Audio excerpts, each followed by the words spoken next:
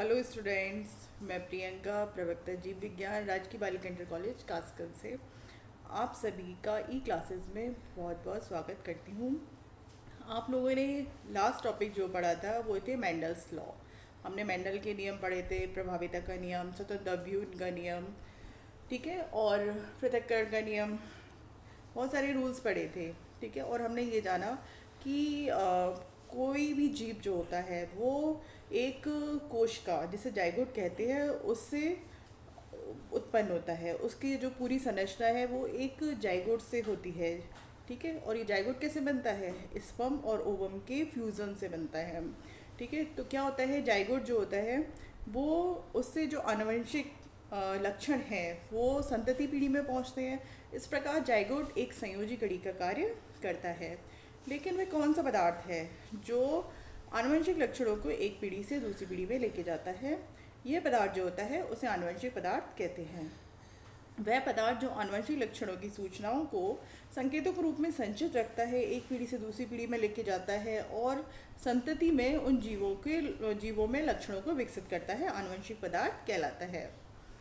आनुवंशिक पदार्थ की क्या विशेषताएं होती हैं? आपने पढ़ा है कोशिकाओं में बहुत सारे पदार्थ होते हैं, लेकिन सारे पदार्थ तो आनुवंशिक नहीं हो सकते। तो आनुवंशिक पदार्थ की कुछ स्पेशल क्वालिटीज़ होती हैं, ठीक है, तो तभी वो आनुवंशिक पदार्थ कहलाता है। आनुवंशिक पदार्थ सभी कोशिकाओं में मिलना चाहिए। एक जीव की सभी कोशिकाओं में, एक जाति के सभी जीवों में आनुवंशिक पदार्थ की मात्रा समान होनी चाहिए। इसमें संरचनात्मक विविधता होनी चाहिए ताकि लाखों करोड़ों जीवों में, जीव जातियों में पाई जाने वाली संरचनात्मक विविधताओं की सूचनाएं संचित रह सकें। इसमें संरचनात्मक स्थिरता होनी चाहिए ताकि एक जाति के जीव में वंशागत होने वाली सूचनाएं एक समान रह सकें। इसमें रेप्लिकेशन अर्थात अपने जैसी कॉपी बनाने की क्षमता होनी चाहिए और अपनी जैसी कॉपी को संतान में प्रेषित करने की भी क्षमता होनी चाहिए। इसमें वातावरणीय दशाओं के प्रभाव से परिवर्तित होने की क्षमता होनी चाहिए ताकि जीवों में अनुकूलित परिवर्तन हो सके तथा जैव विकास की क्रिया हो सके। इनमें अनुलेखन यानी कि ट्रांसक्रिप्शन और ट्रांसलेशन की क्षमता होनी चाहिए ताकि ये ऐसे पदार्थ का ट्रांसक्रिप्शन कर सकें जो कोश के उपापचय के लिए आवश्यक प्रोटीन का संश्लेषण कर सके। अब है आनुवंशिक पदार्थ की खोज, ठीक है।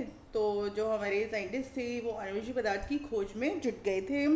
सटन और बॉबेली ने सन 1902 में जीन और गुणसूत्रों के बीच वो संबंध स्थापित करते समय उन्होंने ये बताया कि गुणसूत्र ही आनुवंशिक लक्षणों के वाहक हैं। उन्होंने ये क्लियर कर दिया कि क्रोमोसोम जो होते हैं, गुणसूत्र होते हैं, वो लक्षणों को एक पीढ़ी से दूसरी पीढ़ी में लेके जाते हैं। हम सभी जानते हैं कि गुणसूत्र न्यूक्लियोप्रोटीन के बने होते हैं जिसमें न्यूक्लिक एसिड 40% और प्रोटीन 60% होता है। तो बहुत समय तक वैज्ञानिक यही मानते रहे कि ये प्रोटीन या न्यूक्लिक एसिड दोनों में से कोई ना कोई तो आनुवंशिक पदार्थ है, लेकिन अभी तक क्लियर नहीं था कि कौन सा आनुवंशिक पदार्थ है।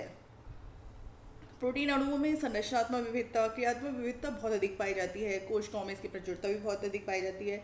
तो वैज्ञानिक बहुत समय तक ये मानते रहे कि प्रोटीन ही आनुवंशिक पदार्थ है, लेकिन प्रोटीन में अपने जैसी कॉपी, अपने जैसी प्रतिलिपि बनाने की क्षमता नहीं होती, इसलिए प्रोटीन को आनुवंशिक पदार्थ नहीं माना गया, अर्थात ये आनुवंशिक पदार्थ नहीं है। न्यूक्लिक एसिड मैक्रोमोलिक्यूल्स होते हैं जो सभी जीवित कोशिकाओं में पाए जाते हैं। फ्रेडरिक मिशर ने सन 1869 में पस कोशिकाओं के केंद्रक से एक पदार्थ निकाला और उसे न्यूक्लियन नाम दिया। न्यूक्लियन नाम न्यूक्लियस के आधार पर दे दिया और इसकी अम्लीय प्रवृत्ति, एसिडिक नेचर के कारण अल्टमान ने सन 1889 में इसे न्यूक्लिक एसिड कहा। सजीव कोशिकाओं में दो प्रकार के न्यूक्लिक एसिड पाए जाते हैं, एक तो राइबोज न्यूक्लिक एसिड यानी कि आरएनए और एक डीऑक्सीराइबोज न्यूक्लिक एसिड यानी कि डीएनए। अब जो वैज्ञानिक थे वो इस खोज में, इस एक्सपेरिमेंट में लग गए कि आनुवंशिक पदार्थ आखिर डीएनए आरएनए में से कौन सा आनुवंशिक पदार्थ है। अभी हमें ये तो पता चल गया कि न्यूक्लिक एसिड आनुवंशिक पदार्थ है, लेकिन उसे एक्सपेरिमेंट द्वारा प्रूव भी करना होता है, ठीक है। तो सबसे पहला जो था ग्रिफिथ का बैक्टीरिया का ट्रांसफॉर्मेशन यानी कि रूपांतरण प्रयोग। ग्रिफिथ ने निमोनिया रोग के कारक बैक्टीरिया, निमोनिया रोग का कारक क्या होता है, डिप्लोकोकस निमोनी नामक बैक्टीरिया होता है जो निमोनिया रोग उत्पन्न करता है, उसके उन्होंने 2 स्ट्रेन लिए थे। एक तो था विरुलेंट यानी कि एस टाइप, दूसरा लिया उन्होंने नॉन विरुलेंट यानी कि आर टाइप। एस टाइप की जो बैक्टीरियम सेल्स होती हैं उनके चारों ओर पॉलीसैकेराइड का खोल पाया जाता है, जिससे इनकी कॉलोनी चिकनी और चमकीली होती है और ये रोगजनक होते हैं, मतलब रोग उत्पन्न करते हैं। और नॉन विरुलेंट यानी कि आर टाइप, इनकी इस स्ट्रैंड के जो बैक्टीरिया होते हैं उनके चारों ओर पॉलीसैकेराइड का खोल नहीं होता, जिससे वो क्या होते हैं, रफ दिखाई देते हैं, इसीलिए उनसे आर टाइप कहते हैं। और ये रोगजनक नहीं होते हैं। ये देखिए, ये एक्सपेरिमेंट किया गया है ग्रिफिथ का बैक्टीरिया का रूपांतरण। इसमें जब आर स्ट्रेन यानी कि आर टाइप को जब चूहों में इंजेक्ट किया गया था, तो उसमें क्या हुआ, चूहों में निमोनिया रोग नहीं हुआ और चूहे जीवित रहे। फिर क्या हुआ, फिर ग्रिफिथ ने एस को चूहों में इंजेक्ट किया तो चूहे क्या हुए, मर गए, ठीक है, क्योंकि उनमें निमोनिया रोग हो गया। अब उन्होंने जो एस टाइप है उसको 60 डिग्री सेंटीग्रेड पर गर्म किया और उसे डेड कर दिया, फिर चूहों में डाला तो चूहे जीवित रहे, यानी कि उसका प्रभाव खत्म हो गया। अब उन्होंने क्या किया, लिविंग आर टाइप और एस टाइप, कैसा एस टाइप, जिसे हीट और किल्ड कर दिया गया, मार दिया गया, और फिर उसे चूहों में डाला। जो चौथा डायग्राम दिखाई दे रहा है आपको, तो क्या हुआ, चूहे मर गए। इससे ग्रिफिथ ने यह निष्कर्ष निकाला कि जो डेड विरुलेंट एस टाइप के बैक्टीरिया से जो सजीव नॉन विरुलेंट यानी कि आर टाइप बैक्टीरिया में कोई ऐसा पदार्थ ट्रांसफर हुआ है जो आर टाइप के बैक्टीरिया को एस टाइप में बदल देता है। इसे ग्रिफिथ प्रभाव या बैक्टीरियल ट्रांसफॉर्मेशन कहते हैं।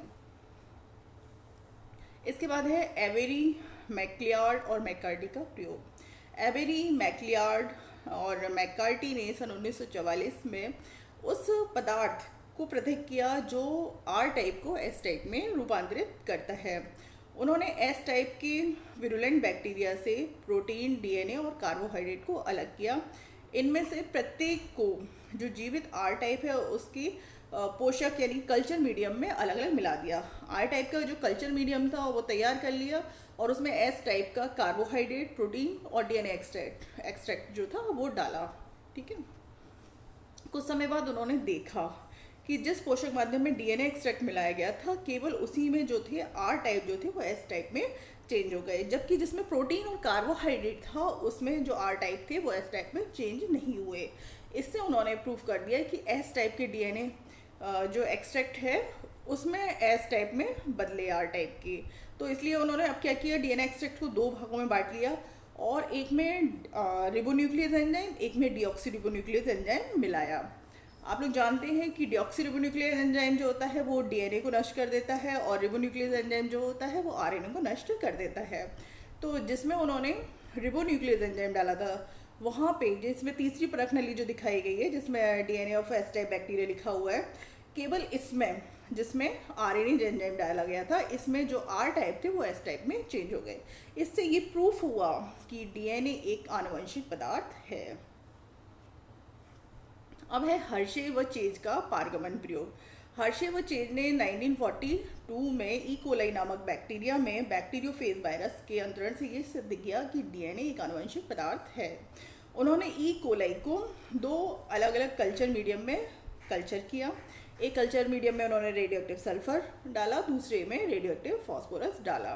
रेडियोएक्टिव सल्फर ने सल्फर युक्त अमीनो एसिड से संबद्ध होकर, मतलब जुड़कर प्रोटीन का निर्माण किया, जबकि रेडियोएक्टिव फास्फोरस ने न्यूक्लियोटाइड के साथ जुड़कर डीएनए का निर्माण किया। ये इसमें एक्सपेरिमेंट है, ये बैक्टीरियोफेज वायरस है, ठीक है। तो इस तरीके से इसमें इसे रेडियोएक्टिव बनाया गया। एक कल्चर मीडियम में उसे फास्फोरस यानी कि फास्फोरस को रेडियोएक्टिव कर दिया गया, एक कल्चर मीडियम में उसके सल्फर को रेडियोएक्टिव बनाया गया। फिर उन्होंने बैक्टीरियोफेज वायरस को दोनों कल्चर मीडियम में प्रवेश कराया, जिसमें 2 प्रकार के वायरस प्राप्त हुए, एक जिनमें रेडियोएक्टिव प्रोटीन थी, दूसरी जिनमें रेडियोएक्टिव डीएनए था। दोनों प्रकार के रेडियोएक्टिव बैक्टीरियोफेज वायरस से फिर सामान्य बैक्टीरिया को संक्रमित कराया गया। कुछ समय बाद वेयरिंग ब्लेंडर में इस सस्पेंशन यानी कि निलंबन को मथकर इनके प्रोटीन को अलग कर दिया गया, जिससे भारी और संक्रमित बैक्टीरिया नीचे बैठ गए और हल्के प्रोटीन खोल जो थे वो द्रव के ऊपर रह गए।